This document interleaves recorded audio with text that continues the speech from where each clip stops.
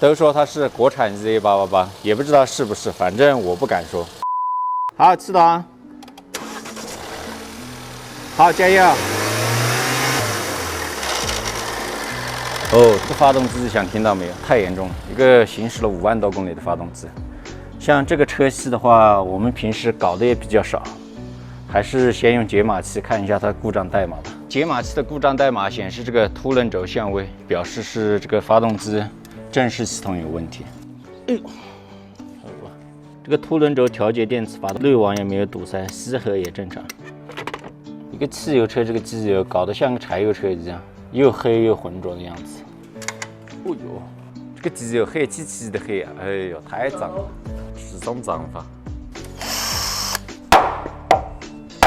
可以看得出这个车的话，平时保养特别差。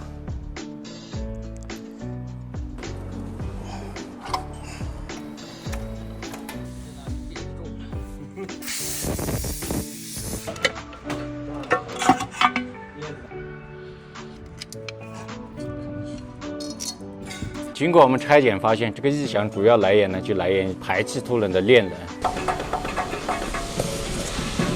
排气凸轮的链轮的话，间隙很大了，进气的话，稍微有一点点，链条的话也有轻微的拉长。现在的话，我们只是要把损坏了的链轮换成这个改进型的，然后把这个正时链条这个5件套更换。像这个链板的话，还是很明显顶出一个很大的凹槽的。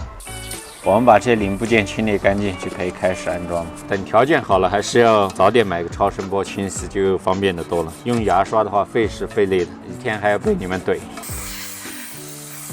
现在清洗完成，可以安装了。先装这个排气的 ZX， 这个进气的是 IN。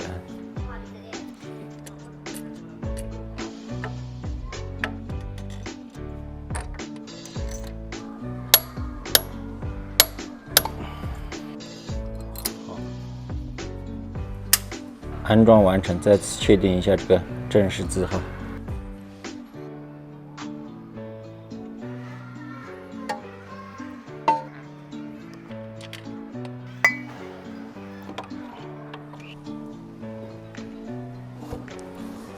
是的，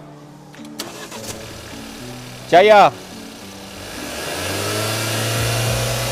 好，中油。